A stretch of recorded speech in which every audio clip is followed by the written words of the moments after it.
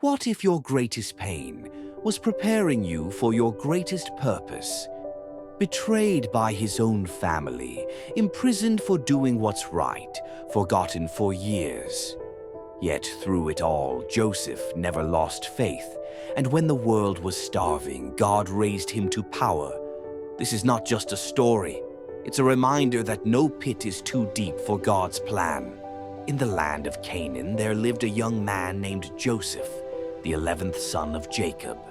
Joseph was loved more than all his brothers, and his father gave him a beautiful coat of many colors. This special gift made his brothers very jealous. But one night, Joseph had a dream. In his dream, he and his brothers were binding sheaves of grain in the field. Suddenly, his sheaf rose and stood upright, while all his brothers' sheaves bowed down to his. Joseph, eager to share his dream, told his brothers, "Listen to this dream I had. Your sheaves bowed down to mine." His brothers were angry and said, "Do you intend to rule over us? Will you actually reign over us?" And from that moment, their jealousy grew even stronger. But Joseph didn't stop there. He had another dream, and this time the sun, the moon, and 11 stars bowed down to him. He told his father and brothers, but his father rebuked him. "What is this dream you had? Will your mother and I and your brothers actually come and bow down to the ground before you?" His brothers were even more jealous, and his father pondered what it might mean. One day, Jacob sent Joseph to check on his brothers, who were grazing their flocks near Shechem. When the brothers saw Joseph coming from a distance, they plotted against him. "Here comes that dreamer," they said. "Let's kill him and throw him into one of these cisterns and say that a wild animal devoured him. Then we'll see what becomes of his dreams." But Reuben, the eldest brother, tried to save him. "Let's not take his life," he said. "Don't shed any blood. Throw him into this cistern in the desert, but don't lay a hand on him." Reuben planned to come back later and rescue Joseph. Joseph was thrown into a dry cistern, left alone and afraid.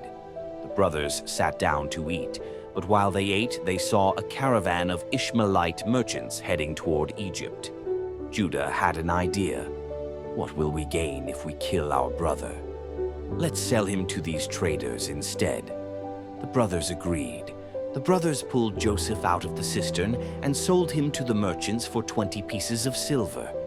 The traders took Joseph to Egypt, and the brothers returned to their father with his coat dipped in goat's blood. They lied, saying, "We found this. Is this your son's coat?" Jacob recognized it and believed Joseph had been killed by a wild animal, and he mourned deeply. In Egypt, Joseph was sold to Potiphar, one of Pharaoh's officials, the captain of the guard. God was with Joseph, and he prospered in Potiphar's house. Potiphar noticed Joseph's success and made him his personal attendant, putting him in charge of his household. Potiphar's wife, however, took a liking to Joseph and tried to seduce him. But Joseph refused, saying, "How could I do such a wicked thing and sin against God?" One day, when none of the servants were around, she grabbed Joseph's cloak, but he ran out of the house, leaving his cloak behind. Angry, Potiphar's wife accused Joseph of trying to assault her. Potiphar had Joseph thrown into prison. Yet, even in prison, God was with Joseph. The warden put him in charge of all the prisoners, and everything Joseph did prospered. One day, 2 of Pharaoh's officials, the chief cupbearer and the chief baker, were thrown into prison. Both had strange dreams, and Joseph, seeing their distress, asked, "Why are your faces so sad today?" They explained their dreams, and Joseph said, "Do not interpretations belong to God? Tell me your dreams." The cupbearer dreamed of a vine with 3 branches that budded, blossomed, and produced grapes. Joseph interpreted it, saying, "In 3 days, Pharaoh will lift up your head and restore you to your position." The baker, hoping for a good interpretation, told Joseph his dream. He had 3 baskets of bread on his head, and birds were eating from the top. Joseph said, "In 3 days, Pharaoh will impale you on a pole, and the birds will eat your flesh." 3 days later, Pharaoh had a feast, and just as Joseph had interpreted, the cupbearer was restored to his position, but the baker was executed. Joseph asked the cupbearer to remember him, but the cupbearer forgot. 2 years later, Pharaoh had 2 troubling dreams. In one, 7 healthy cows were devoured by 7 thin, ugly cows. In another, 7 healthy heads of grain were swallowed by 7 thin, scorched heads. Pharaoh's magicians could not interpret the dreams, but the cupbearer remembered Joseph.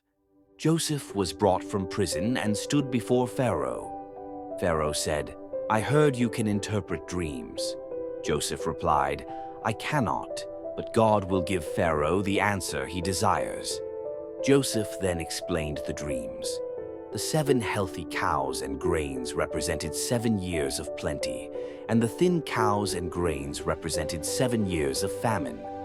Joseph advised Pharaoh to appoint a wise man to store grain during the 7 years of abundance so that Egypt could survive the famine. Pharaoh, impressed with Joseph's wisdom, appointed him as second in command over all Egypt. Just as Joseph had predicted, the 7 years of plenty ended and the famine began. People from all over came to Egypt to buy grain. Jacob sent his sons to Egypt, but he kept Benjamin, the youngest, with him. When Joseph's brothers arrived, they bowed before him, not recognizing him. Joseph, now dressed in Egyptian clothes and speaking through an interpreter, tested his brothers. He accused them of being spies and demanded that they bring Benjamin to prove their honesty. Joseph overheard his brothers talking about their guilt for what they had done to him years ago. "Surely we are being punished for our brother," they said. Joseph's heart was moved, but he remained hidden from them. Joseph eventually revealed himself to his brothers, saying, "I am Joseph, your brother, whom you sold into Egypt. Do not be distressed or angry with yourselves, because it was to save lives that God sent me ahead of you." The brothers were shocked and afraid, but Joseph reassured them. Joseph invited his entire family to come and live in Egypt, where he would provide for them during the remaining years of famine. Jacob, filled with joy, made the long journey to Egypt, and when he arrived, he was reunited with his son. He said, "Now I am ready to die, for I have seen your face and know that you are still alive." Before Jacob died, he blessed his sons and passed on his legacy. Joseph told his brothers, "I will provide for you and your children. God will surely come to your aid and bring you out of this land to the land he promised our ancestors." Joseph lived to see his great-grandchildren, and when he died, he was embalmed and placed in a coffin in Egypt. But his final words were, "God will surely come to your aid and take you out of this land. When he does, carry my bones with you." Joseph's life teaches us many valuable lessons. First, trust in God's plan, even when things seem unfair or difficult. Despite being betrayed by his brothers, Joseph remained faithful to God, and through his faith, God used him to save many lives. Second, forgiveness is key. Joseph's willingness to forgive his brothers, who had wronged him deeply, shows us the power of mercy and reconciliation. Lastly, Joseph's story reminds us that good things come to those who are patient and trust in God's timing. Even when Joseph was in prison, he never lost hope and kept his faith in God, leading to his rise to power. We'd love to hear from you. What lessons from Joseph's life stand out to you the most? How do you see God's hand at work in your own life, even during difficult times? Share your thoughts with us in the comments below. If you enjoyed this story, don't forget to like, share, and subscribe to the Animated Gospel YouTube channel for more inspiring Bible stories. We can't wait to hear your feedback, and we appreciate your support as we continue sharing these powerful stories with the world.